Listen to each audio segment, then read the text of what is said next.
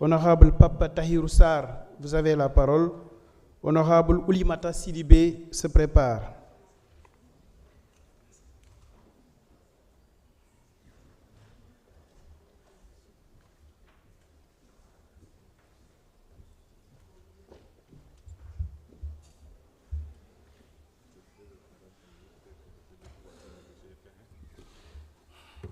Bismillah.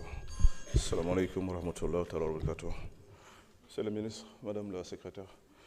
Monsieur le ministre, je voulais interpeller sur l'audit impératif que je jugé pour l'état civil. Finalement, il y a des critiques et des khas, mais bon, je pense que le Sénégal, c'est pas méchant. Je me que digitaliser avant, sans nous auditer, n'a pas de sens. Dans la mesure où digitaliser actuellement l'état civil, c'est légitimer des étrangers qui ont usurpé jënd këyitu Sénégal et aussi exclure Sénégalais yi nga xam ne tamit dañoo jël seen këyit sàcc ko wala jaay ko. Donc ça veut dire que instant bi nii ñi ngi digitaliser certes mais ñi ngi jël ay Sénégalais di leen xañ seen droit ci maanaam ñu am état civil bu normal en même temps di dugal ay étrangers di leen légitimer ci biir fichier national bi. Et pour man loolu yàkkamti la parce que suñu xoolee ba xool digitaliser baax na mais sécuriser wul ba léegi état civil bi dans la mesure où ba ñu commencé digitaliser ba léegi chaque jour presse bi génnee ay articles di ñu xamal ne sàccum këyit bi ba léegi mi ngi dox. Donc ça veut dire que digitaliser bi ba léegi sécuriser wu ko. Donc il faut ñu nangu auditer état civil. Pourquoi je le dis yor nga rapport boo xam ne parce que li nga lire naa ko dañu ne dans certains sièges d'état civil registre yi dafa mokk maanaam amul tur wala su amee tur amul sant wala su amee sant amul numéro beneen bi. Deuxièmement, registre yi dans certaines zones si ay cahier travaux pratiques lañ ko bindee ce qui n'est pas normal. Dans d'autres zones da ngay gis benn zone boo xam ne dañu ne 100 habitants ñu ne la 1500 habitants donc ça veut dire que 1400 yi c'est des étrangers yoo xam ne dañ leen ci dugal et c'est pas normal. Donc su ñu insister si digitaliser ba pare tëb audit de l'état civil pour man dañuy dépenser xaalis pour rien mais dañ ciy retourner waat tôt ou tard parce que équipe bi liggéey affaire u nekkal bi man toog naa ñoom expliqué nañ ma li leen gën a étonné mooy le fait que état bi ba léegi demandé wul un audit de l'état civil et pour man c'est primordial c'est impératif c'est important.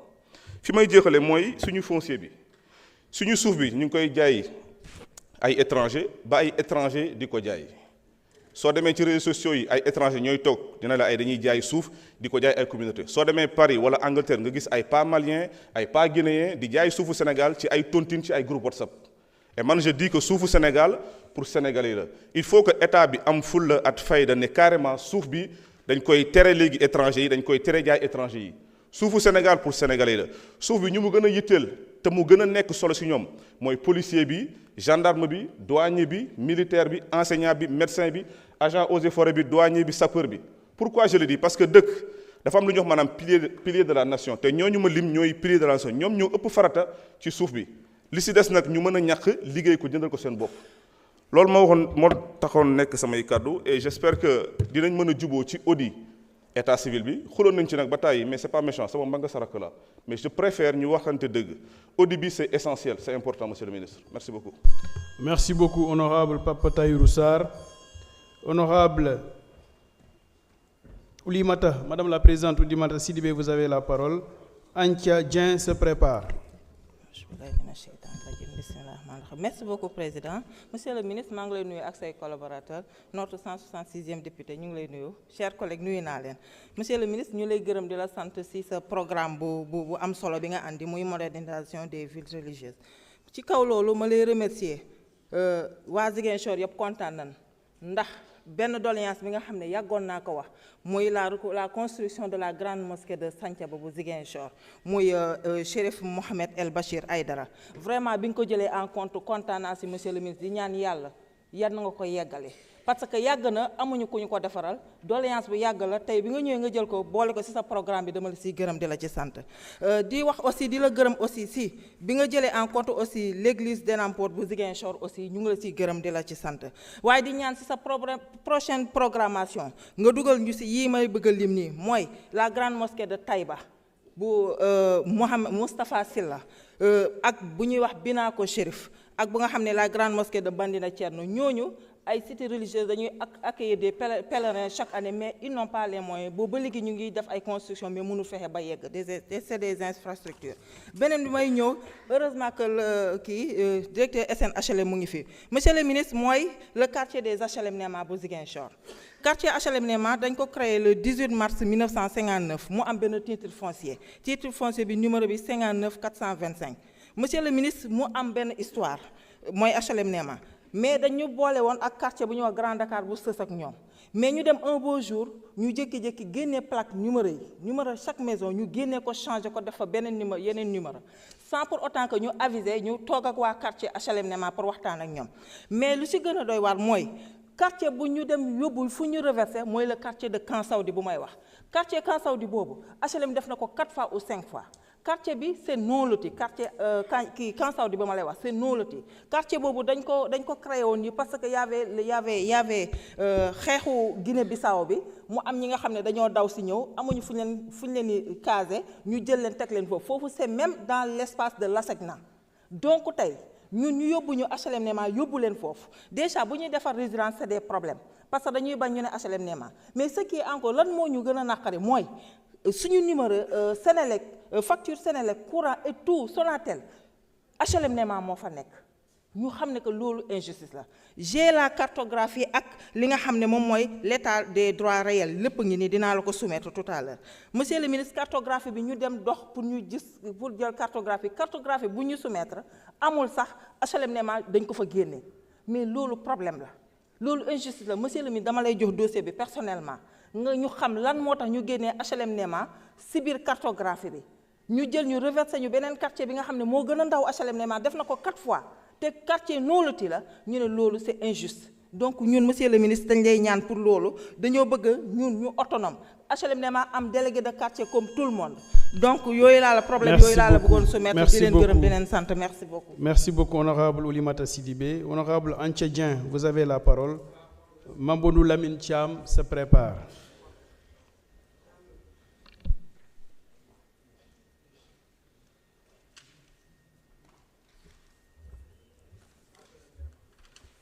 asalaamaaleykum président ñu ngi lay nuyu di nuyu monsieur le ministre di nuyu secrétaire d'État di nuyu équipe bi ngeen ànd di nuyu sama nawle député yi di ñëw rek ci ministre bi dama am question bu mu lay poser ci audit yu ngeen waroon def ci mairie yi ak conseil département yi fu ngeen ci toll bëgg nañu xam sin goox yi naka lañ tëddee man la honorable Anthié Dieng dëkk département bu Nioro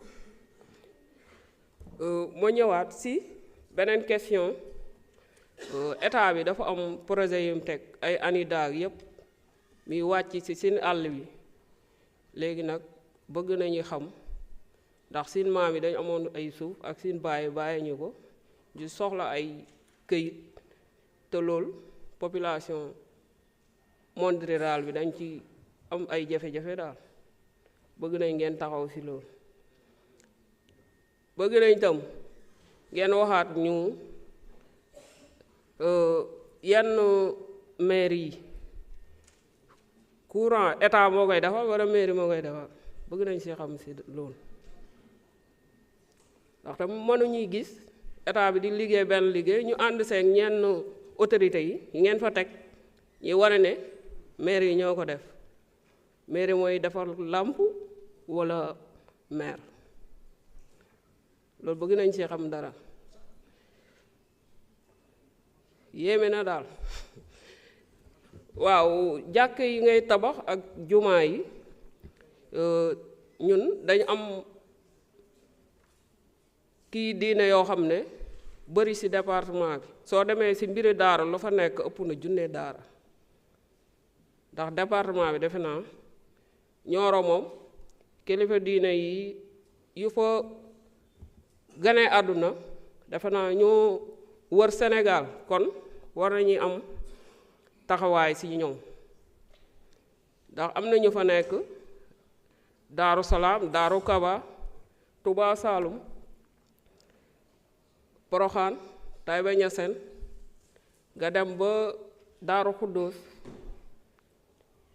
ak Ndramé Escale am na benn dëkk bu fa nekk tur bi maa ngi koy xelaat na après ngeen gën a bàyyi xel ci département am na ay jafe-jafe soxla nañ tam ay marché waaw soxla nañ ko trop ndax dañ dëkk ñun ci frontière lañ dëkk war a mën a bénéficier wu ci marché yi bëgg ngeen gën a bàyyi xel askan bi ñu ngi leen di jaajëfal bu baax merci beaucoup. Merci beaucoup, honorable Antia Dieng. Honorable Mamadou Lamine Thiam, vous avez la parole. Honorable Oumar Bamba Diop se prépare.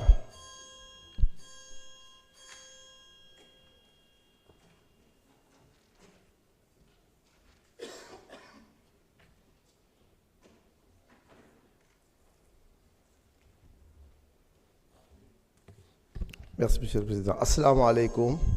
Monsieur le Président, je voudrais saluer Monsieur le ministre chargé Monsieur le ministre de l'Urbanisme et des collectivités territoriales. Saluer aussi, Mesdames, Messieurs les secrétaires d'État. Confondre aussi dans ces salutations le directeur du PNDL, le directeur de l'ANAT, le directeur des collectivités et le directeur aussi chargé de la fonction publique, entre autres. Monsieur le ministre, en tant qu'acteur territorial, nous louons vos démarches. Vous êtes très inclusif dans vos démarches et vous faites beaucoup de concertation. Et en toutes vos entreprises, les acteurs territoriaux sont impliqués, autant les maires, les présidents des départements que nos organisations fêtières, l'UAL, l'AMS et l'association des présidents. C'est très important parce que nous sommes impliqués dans ce que vous faites et nous louons vos démarches.